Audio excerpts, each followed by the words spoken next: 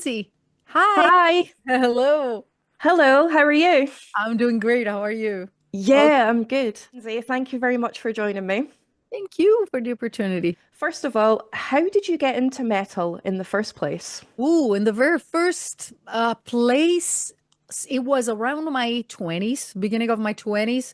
I think that the very, very first encounter was because of a friend of mine. Back then, it was my best friend, and he asked me a cassette of Iron Maiden for its birthday, and I have no idea who they were. So I Yeah. remember that I picked up one because I liked the cover. But I didn't listen to the music because it was a gift for him. I Yeah. knew that he was a fan, but I wasn't curious enough back then, apparently. Um, and I didn't inquire. A few years after, a friend of mine let me listen to some Metallica. I Mm. remember that were a couple of songs in a compilation, and I was just like, this style is interesting. And it's surprisingly, there was not rock or metal at my place that was full of music because all my brothers and my sister were listening to a lot of vinyls and cassettes, but it was something else, but not metal. Yeah. Probably AC/DC was the most rock thing that you would find in my house. And then in 1993, I met Marco and Andrea in a metal pub in Milano that is not existing anymore. And I found out about metal and I was just like, what is this? I love it. And Yeah. I fell in love with it. And they were in a local band. They were starting to do something on a more not professional level, but they were, hoping to be signed by a label and to become a professional band. And I entered in that moment, so we started to write together, and I fell in love with the genre. Awesome. Metallica and Iron Maiden seem to be most people's gateway bands into the metal scene. I was more in love with bands like Typo Negative and Yeah. Paradise Lost. Not more in love, but those are the bands that made me see that darker side of metal and more melodic and uh, evocative Yeah. that made me fall in love with it. Also, Pantera, Clawfinger. I remember, a lot of songs from that period mixed all together. But also Fate No More. Also, Yeah. Fate No More, the combination of something heavier with a beautiful voice. Everything was very inspiring back then, but I would find myself closer to atmospheres like the type Yeah. of and Paradise Lost ones.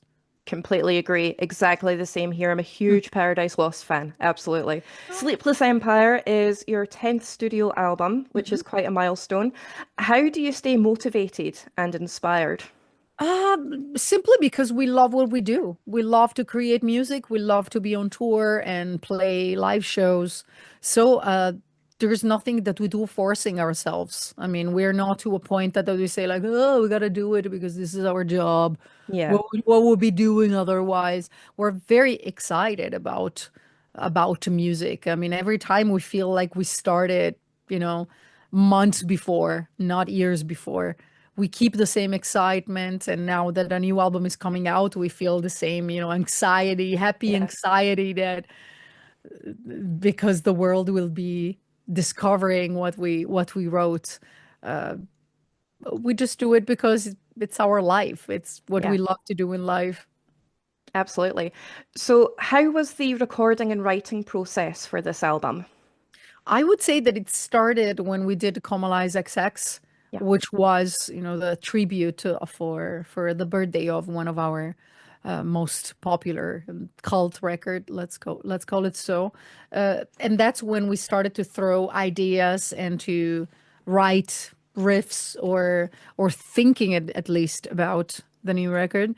And then we wrote some songs like not really songs like basis of songs that then weren't appropriated to the Hmm. record because we wanted to keep a style that is Lacuna Coil. We Yeah. never want to go out. We know exactly what Lacuna Coil is, so we didn't want to go too much out of it.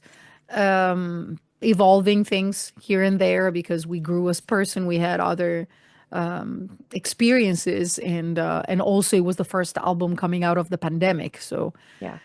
But I think that the fact that we did Comalize XX brought back a few vibes from the past. And this is something that I found out later because it happened unconsciously, but I can think about the fact that we started to throw ideas when we were doing Comalize, so when we're listening to a lot of old school Lacuna Coil music. And I like the fact that Sleepless Empire incorporates a lot of the new elements and also bringing back something from the past. Yeah, absolutely. That's one of the things I noticed about Sleepless Empire. There's a lot of energy behind it. There's a lot of power and energy and a lot of emotion behind it. And I feel that there had been a surge in your material. I mean, it's always been quite emotional and it's always been quite powerful. But ever since Comalize XX, there seems to have been a huge push in that energy, almost like not quite a new sense of life, if you know what I mean, but a new Hmm. sense of vigor. And it's quite a dark album. Hmm. Would you say this is one of your darkest albums to date? Well, I can attribute this to many factors. It's the first record that Maki writes out of his house. I mean, he's responsible for music. He basically changed houses and studio, and he went through some like personal issues.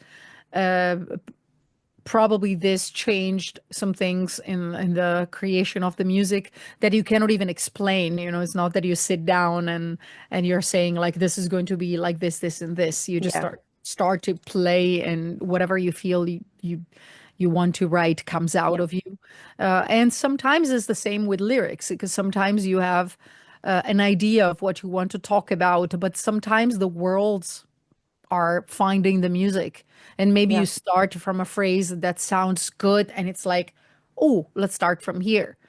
For songs like In Nomine Patris, it was already In Nomine Patris. And I found it, and Maki fell in love with it. We changed it many times. And in the end, it was just like, no, guys, it has to be In Nomine Patris. And it was just like, yeah. all right. I mean, you're right. It's sounding good. Let's keep it this way. And for other songs, we wrote separately something to put in a song. So every song has a different life. I have to say, In Nomine Patris is one of my favorite tracks of the album. There's just something about it that's really magical, but really dark at the same time. It's Yes. fantastic. Yeah, I totally have a vision of this song. I don't know why. Well, probably because it says in nomine patris, which means in the name of the Father, and it's a clear reference to a prayer as well. I visualize like a church, a super dark church, and I think that Toderico, the artist who was the responsible for the illustration, captured perfectly with the illustration that it did. That you will see when you will have the booklet, you will see all the different illustrations for every song, and you will see that, and it will be like, okay, this is in nomine patris. Yes, absolutely. That's one thing I was going to ask you about as well. The album artwork. That was completely hand drawn. Am I right in saying that? There was Yep. no AI involved in that whatsoever. Nope. No, no, no, No. no, no. There was a little bit of Photoshop just to make the cover treated differently. And obviously the drawings were scanned, and maybe Yeah, the black became blacker, in some parts just to fill it up. But they are all ink on paper. they're Yeah. absolutely Yeah. fantastic. Yeah. Absolutely It's fantastic. great. And we strictly wanted to have like a real artist Yeah, drawing for real. We've been knowing Roberto for quite a long time as a great person. He's funny, super professional. He's a workaholic. It did so many drawings. It's insane. It's insane. He draws all the times, and these creations were already stunning. So with every song that we confronted ourselves with him, saying like, okay, keep this, keep that, bring this, and it was always coming out with something insane. He's such a good artist. But it so was not only, important for us to say this is not AI. I mean, yeah, we respect artists. You can take advantage of technology helping you out, to make things better. But the idea is always coming from a human. completely agree 100%. You know, the creativity has to come from within. It has to come organically. And Yeah, as much as I am for technology, me I too. think, yeah, I am for Me technology, too. absolutely. But when it comes to the creativity side of things, it has to be organic. Yes. Me too. I mean, now we're talking, we're in different places in the world. This is taking advantage of technology, Yeah. but it's still us talking. It's not our clones or two IA versions of Lindsay and Christina talking to each other. It's Yeah, absolutely. So, what are the overall themes or stories behind Sleepless Empire? the idea came up with a realization of how we're living today and thinking about the journey from the very beginning, especially of our career, where everything was super different. Everything was analog and more raw Yeah, until today. We are fully digital and everything is so fast. The fruition of everything, including music, is very fast. So it's not a criticism because we know that you can't stop time and evolution, but it's also the realization on where we are now. yeah, We are in a moment in time in which we are super connected with each other, but at the same time we're the most disconnected ever. We're connected sometimes just through messages or hmm, social medias, and sometimes we have difficulties to relate to the real world because we yeah, don't know how to act. yeah, I think about the young generation. Many times I talk with young people, and it looks like they feel awkward in talking to you in real life. They yeah, don't really know how to deal with it because they're used to deal, with a screen in between. So yeah, sometimes they're ashamed of ordering a pizza on the phone, yeah, which rarely happens anyway because now you do everything online. But yeah. I can see that everything is completely different. Absolutely. Another thing I really loved about this album is the atmosphere and the ambience. You're talking about the overall themes of, where we are in the world now, but there's also a lot of orchestral elements in Mm. this album, which kind of harkens back to the older days, before technology became a thing.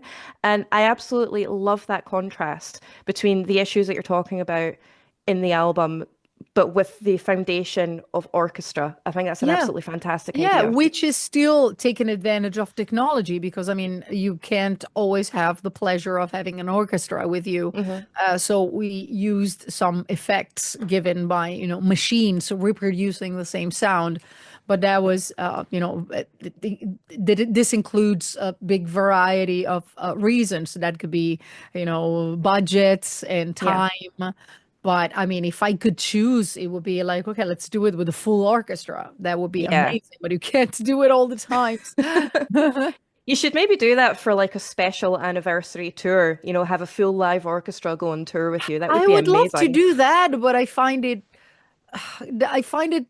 that it's been done so many times that it's True. not interesting for me. I know that it would be cool for people, and I love orchestras, but it would be like, oh, okay, it's been seen before. Mm, Yeah. I would like to find something more interesting, like when we did the 119 show with the circus on Yeah. stage. That was That was something cool. really cool. That was entertaining and special and unexpected. I Yeah, would that love was to really do cool. something like this. That would be really cool. So you have a couple of guest vocalists on this new album. You have obviously Randy Blythe Mhm. from Lamb of God, and you also have Ash Costello from New Year's Day. Yes. How did those collaborations come about? They happen differently because Randy was a friend already. We toured together with Lamb of God, so we've been knowing each other and got in contact for years now. Is a friend. Yeah. So we thought about it. To be honest, I was like, "Oof, I don't know if he's going to be able to say yes because Hmm. obviously we're friends, and he always said that he would have loved to do something with us because of the friendship. But there are Yeah. also so many things beside that, from labels, timelines that are always, that has to intervene as well and Yeah. accept with him as well.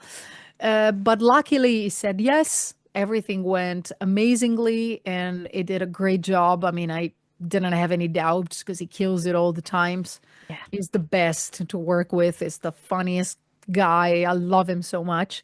With Ash, it was different because we never met in person, but we were Uh-huh. following each other on social medias. Cool. And we were just like commenting, each other's posts or sending messages, hoping to meet as soon as possible, but we were never crossing paths. We were always in different places. But we thought about her to fill in that part that was already written, Hmm. uh, just like Randy's part, because I feel that her vocal style it's similar to mine. We're not singing, in a lyrical way. Yeah. We're not like growling. We are pretty similar. So we thought that it could work, and it did. It did. Yeah. It's a great singer. She's a great singer. She did a phenomenal job, and then we found ourselves on tour together in the States where we performed Mhm. in the meantime together, and everyone loved it because it was sounding like it was done for her. Yeah, absolutely. That's fantastic. So, are there any particular tracks off this new album that you're really excited to play live that none of us have heard before? I Wish You Were Dead is one of them Yeah. because I think that it's very catchy and bouncy, but at the same time with lyrics that are totally contrasting. Hmm. Because and also we filmed like the last weekend. We went nearby Rome to film a new video for it that Awesome. will be released very soon. And I can't wait for everyone to see it because we challenged ourselves in something different. The video will be built differently. It will be very, very interesting. Awesome. I can't wait to see that because, again, that's Yeah. one of my favorite tracks off the album as well. As It soon as will I be heard it, very, very oh, cool. I can only say that there will be very, very few cuts and edits in the video. cool. Looking forward to that. So, what would you say is the best and the worst things about touring? The best thing is to meet different cultures, to meet your friends around the world, to see the world. I love traveling. I love to try, local food or visit the cities. It's a privilege to be able to travel because I think that traveling really opens up your mind, and Yeah. that's the most beautiful thing.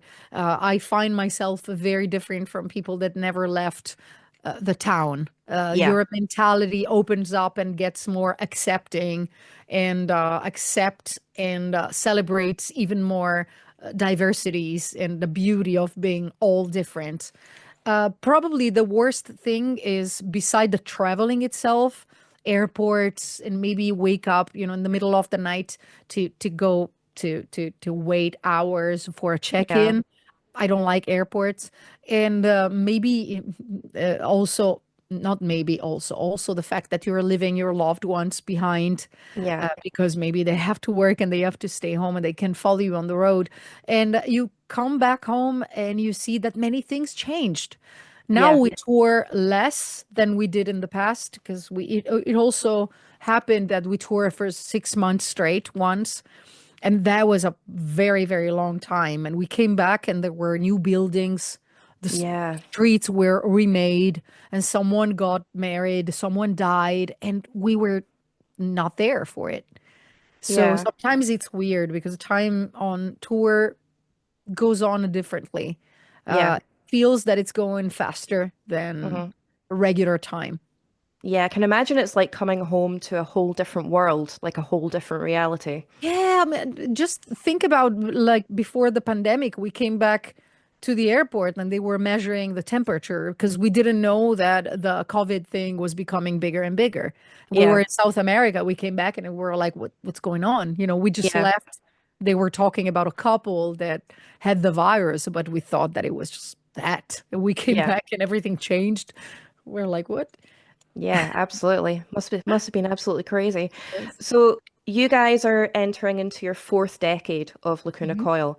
If you could go back in time and give your younger self some advice at the very beginning of your career, what would you say? Don't stress too much, thinking about what people might think about you. I remember that in the beginning, I was more, I was getting sad if I would hear some criticisms. It would stress me more. Uh, I found out that the most beautiful thing that I could do was just like be myself, Yeah. not do what people were expecting from me. I like better a hoodie instead of just like being goth all the times. Let's do it. That's me. It's liberating. Yeah. Maybe back in the days, I was more like, oh, I have to be, dress up all the times. I have to wear makeup all the times. And then I remember years ago, I decided to post a picture without makeup on Instagram. It Yeah. probably was the very first year of Instagram. And I was just like, that's me. Yeah. See my face because this is me, when I'm home and it's still me. It's Yeah. still me singing and performing. What you see on stage is just like me with makeup on and with a different dress on. But it's Yeah. still me and I want you guys to see this. And it was amazing because I mean I got a lot of positive reactions, a lot of interaction from people that see that there can be a Christina, but there can also be the other Christina as well, Yeah. and it's still the same person. Yeah. Absolutely. I think that's great advice. I think a lot of people need to hear that as well. Absolutely. Yes, and again, we are all beautiful in our different skins. Uh, I know that there is an ideal of beauty, but it happens so many times that for example, we are on tour. I mean, I tour with a lot of guys, and sometimes I just look at a girl that to me is stunning, and I'm like, oh my God, that girl. And they are maybe looking at another girl that is completely different from the Yeah. beautiful girl that I see, and they're like, oh, look at that girl. And this make me think because it's like we are all beautiful. I mean, according to how we judge others. There is Yeah. so much more than just like the physical aspect. It's the way Yeah. you walk, the way you talk, the way Yeah. you live your life, the excitement, or if you're more mysterious. I mean, each one of us has a completely different taste that is not just like, hey, look at that girl or that guy because they're beautiful. Yeah, absolutely. Like art, like music, like Yeah, art, it's all subjective. absolutely, totally, totally, Absolutely. totally. So, last question. If you could set up your own festival of five bands or artists, living Ooh, or dead, who would you hmm. choose? And you Oof. can include yourself in that if you want to. Well, that would be nice. We would be the opener. We would be the opener. Um, hmm. Well, I will put Rammstein because of the show, because they always offer a fantastic show and I love their music. Yeah. I will put Sleep Token Okay. because I love their music and how mystique and um, I love their music. So Yeah. them. I would include maybe something more classic like Our Maiden Cool. because I'm always jealous of Bruce Dickinson's energy and I don't know where he finds it. And Yeah. not even when I was 20, I was as energetic as he is, and he sings beautifully. So we're at three bands. Then, I would put something completely different. I would put Porcupine Tree, Nice. including some Steven Wilson solo projects because I love him. I love his voice. I love his compositions. And I don't know, Corn, another band that I Nice. love. Yeah. Cool. That is a Just the killer first lineup. five that I can think of. It'll Like change the tomorrow and then it'll change the next day. yes, yes. And I don't know, Lady Gaga, for Yeah. just because I love her. Yeah, for a bit of fun. That's cool. Yes. So, Sleepless Empire comes out on the 14th of February via Mhm. Century Media Records. Is there anything that you would like to say to the fans? Yes, keep an eye around Valentine's Day because you will see something new, maybe a new video. Wink, Oh, wink. cool. Wink, wink. And I really, really hope that you will like the old record because we are old school on that and we like to think about full records. Single songs have been accepted greatly. I'm glad that everyone liked each one of them. And we're almost at 500,000 views on Gravity in two Yeah. weeks. So this is very, makes me really, really happy because there is still a lot of attention on the band. So I really hope that you will enjoy the record. I can't wait for it to be out. And thank you so much. I appreciate. all the support, and we'll be on the road soon. So if you're in the States, if you're in South America, if you're in England, we're going to be doing a signing on Valentine's Day in London at HMV, and the only condition is to buy a record, Cool. and you can access the signing and you can take pictures with us. So I think it's going to be cool. That is awesome. Well, thank you so much for joining me. I Thank really you. appreciate it. Thank you. Take care. Bye, Lindsay. Ciao, ciao. Bye.